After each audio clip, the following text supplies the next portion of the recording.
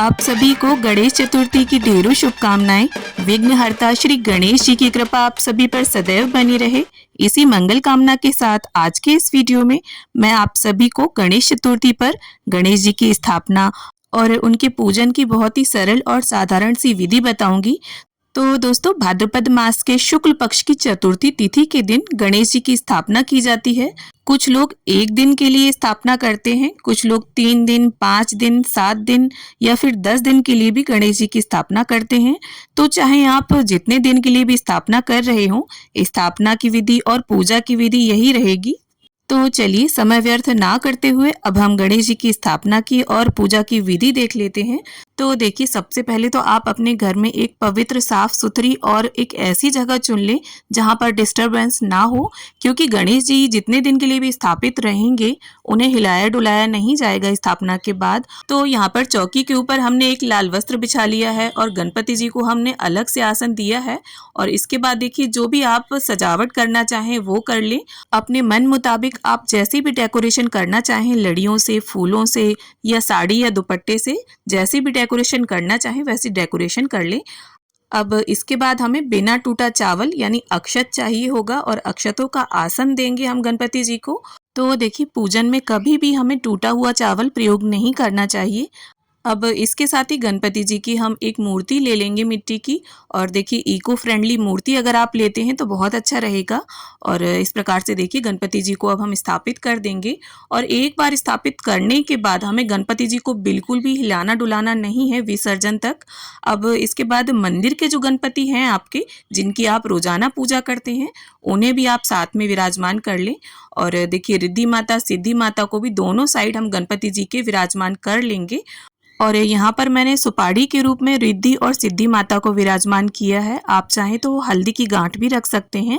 अब इसके साथ ही कलश की स्थापना हम करेंगे। तो कलश को स्थापित करने के लिए सबसे पहले तो यहाँ पर अष्टदल कमल की आकृति बना लूंगी मैं।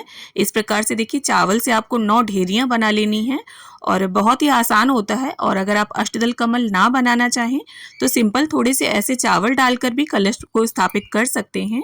अष्टदल कमल अर्थात 8 दल होने चाहिए आकृति में। तो देखिए, गणेश चतुर्थी पर कलश स्थापना अनिवार्य होती है, तो कलश स्थापना आप जरूर करें। सबसे पहले आप एक तांबे का या पीतल का लोटा लेकर उसमें सबसे पहले गंगा जल डालें, फिर शुद्ध जल से कंठ तक उसे भर लें। इसके बाद हल्दी की गांठ, सिक्का, सुपाड़ी, अक्षत और रोली, ये सभी सामग्री आप कलश के अंदर डाल लें।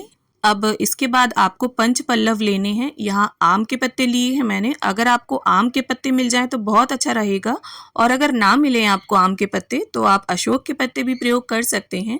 और उन्हें इस प्रकार से देखिए, चंदन और रोली से हम टीक लेंगे और कलश के अंदर इन्हें सजा लेंगे। तो अब यहाँ पर कलश के कंठ में मूली यानी कलावा भी हम बांध लेंगे। और अब यहाँ पर रोली या कुमकुम से हम सबसे जो शुभ चिन्ह होता है स्वास्तिक, उसे बना लेंगे। तो इस तरह से देखिए, छोटी छोटी चीज़ों का ध्यान हमें पूजन में अवश्य रखना चाहिए, क्योंकि जब हम बिना निर्देश के पूजन करते हैं तो अक्सर हमसे कोई ना कोई गलती हो जाती है। तो यहाँ पर अगर आप चाहें तो सुयोग्य ब्राह्मण को बुलाकर भी स्थापना करवा सकते हैं, अन्यथा इस तरह से देखकर भी आप स्थापना कर सकते हैं। अब इस प्रकार से देखिए, हमें एक जटा वाला पानी वाला नारियल चाहिए होगा। आप हिलाकर उसे देख लें, पानी होना चाहिए उसमें। अब इसके बाद इस प्रकार से हम कलावे को नारियल पर लपेट देंगे। यहाँ पर अगर आप चाहें तो नारियल पर लाल या पीला नया वस्त्र भी बांध सकते हैं। तो यहाँ पर मैंने इस प्रकार से नारियल पर कलावे को अच्छे प्रकार से लपेट दिया है। और अब इस प्रकार से देखिए, नारियल का जो मुख है वो मैं यहाँ पर ऊपर की ओर रख रही हूँ। देखिए, कई लोगों का मानना ऐसा होता है कि नारियल का मुख ऊपर नहीं रखते, लेकिन ऐसा किसी भी प्रकार का कोई शास्त्रोक्त प्रमाण नहीं है। आप नारियल का जो मुख है उसे ऊपर की ओर भी रख सकते हैं, और अपनी ओर भी नारियल का जो मुख है वो नीचे की ओर यानी कलश के अंदर नहीं होना चाहिए। अब इस प्रकार से देखिए, हमने कलश स्थापना कर ली है। बड़े गणपति जी, छोटे गणपति जी, रिद्धि सिद्धि माता सभी को विराजमान कर लिया है। अब एक शुद्ध देसी घी का दीपक प्रज्वलित करके हम रख लेंगे चौकी पर। और इसके बाद गंगा जल और फूल की सहायता से स्नान की भावना से सभी को छींटा दे देंगे। देखिए, यहाँ मिट्टी की मूर्तियां हैं तो आपको इसी प्रकार से छींटा देना होगा। अब स्नान के बाद वस्त्र की भावना से यहाँ पर गणपति जी को मैं इस प्रकार से पटका अर्पित कर दूंगी। और रिद्धि सिद्धि माता को, छोटे गणपति को, सभी को हम वस्त्र की भावना से कलावा अर्पित कर देंगे। अब वस्त्र अर्पित करने के बाद देखिए रोली, कुमकुम, सिंदूर किसी भी चीज़ से आप गणपति जी का टीका कर सकते हैं। वैसे गणपति जी को सिंदूर का टीका सबसे प्रिय होता है। तो इस प्रकार से सभी को हमने टीका लगा दिया है और अक्षत अर्पित कर दिए हैं। तो देखिए गणपति जी को सिंदूर अर्पित करने से मनुष्य के जीवन में भाग्योदय होता है।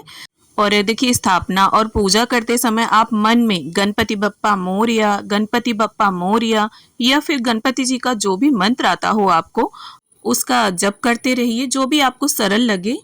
तो यहाँ पर देखिए गणपति जी को हमने जनेऊ अर्पित कर दिया है, सभी को इत्र अर्पित कर देंगे। और ये जो जनेऊ है ये स्थापना वाले दिन ही आपको अर्पित करना है, डेली इसे अर्पित नहीं करना है।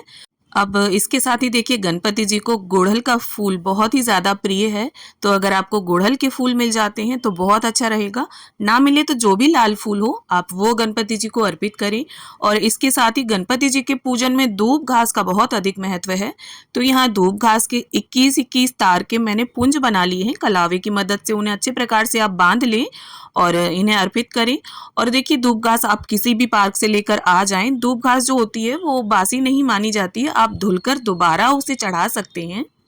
अब इसके साथ ही रिद्धि सिद्धि माता, कलश देव, दीप देव सभी को हम पुष्प अर्पित कर देंगे। तो इसके साथ ही यहाँ पर देखिए गुड़ नारियल का भोग हमें गणपति जी को अर्पित करना है। इस प्रकार से देखिए जो गोला होता है उसे आप आधा कट कर लें और उसके अंदर गुड़ रख के और गणपति जी के समीप ही रख दें। और ये जितने दिन भी गणपति जी स्थापित रहेंगे उनके समीप रखा रहेगा। अब इसके बाद देखिए गणपति जी का प्रिय भोग मोदक यहाँ पर मैं अर्पित कर दूंगी। तो जो मोदक होते हैं उसमें गुड़, ताजा कसा हुआ नारियल, सूखे मेवे की स्टफिंग भरी जाती है। और इसका जो बाहरी आवरण है यानी ऊपर की जो लेयर है उसे चावल, गेहूं या चने के आटे से बनाकर इसे भाप में पकाया जाता है और ये गणेश जी को बहुत अधिक प्रिय है। अब इसके साथ ही गणपति जी के प्रिय केले का भोग मैं अर्पित कर दूंगी और साथ में जो भी और फल हो उसे भी आप अर्पित करें। अब साथ में हम गणपति जी को पंचमेवे का भोग अर्पित कर देंगे। देखिए सभी भोग बहुत ही प्रेम पूर्वक आप बप्पा को अर्पित करें। और देखिए ज़रूरी नहीं है जितने भोग मैंने दिखाए उतने आप भी अर्पित करें, आपके पास जो हो आप उसे प्रेम पूर्वक बप्पा को अर्पित कर सकते हैं। अब इसके साथ ही देखिए हमने 1 लोटा जल भर कर रख लिया है चौकी पर और हाथ में थोड़े से पुष्प लेकर अब हम गणेश चतुर्थी व्रत की कथा सुन लेंगे या पढ़ लेंगे। देखिए अगर आप गणेश चतुर्थी का व्रत रहते हैं तो कथा को पढ़ना या सुनना अनिवार्य होता है। और कथा संपन्न करने के बाद हाथ के पुष्प या अक्षत गणपति जी के समक्ष छोड़ दें और थोड़े से पुष्प आप लोटे में डालकर इसे सूर्य देव को अर्घ दे दें। अब इसके बाद देखिए धूप से, दीप से हम प्रेम पूर्वक गणपति जी की, कलश देव की, रिद्धि सिद्धि माता की सभी की आरती उतार लेंगे।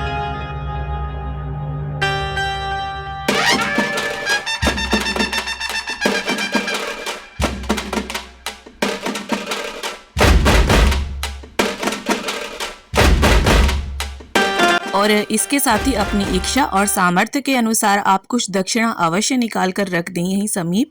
और ये दक्षिणा या तो आप स्थापना वाले दिन रख सकते हैं या आप जिस दिन विसर्जन करें उस दिन भी इसे अर्पित कर सकते हैं। और इसके बाद देखिए सीधे हाथ में थोड़ा सा जल लेकर चौकी के आसपास हम 3 बार फेर देंगे और हाथ जोड़कर गणेश जी से प्रार्थना करेंगे कि हे भगवान, हमने इतने दिनों के लिए आपकी स्थापना की है और इन दिनों में यदि हमसे स्थापना में या पूजा में किसी भी तरह की कोई भूल चूक हो जाए तो हमें क्षमा करें और आपके आगमन से हमारे जीवन में सुख समृद्धि आए और जीवन की सभी विघ्न बाधाएं दूर हो, ऐसी कृपा करना। अब देखिए यहाँ पर मैं आपको बता दूं कि ये जो धूप घास हमने अर्पित की है इसे आपको डेली धुलकर आप इसे चढ़ा सकते हैं और अगर नई है आपके पास तो दोबारा नई चढ़ा दें। और ये जो गुड़ नारियल है ये गणपति जी के समीप ही रखा रहेगा जितने दिन गणपति जी स्थापित रहेंगे। कलश को भी बिल्कुल हिलाना नहीं है, गणपति जी की मूर्ति को भी आपको बिल्कुल हिलाना डुलाना नहीं है।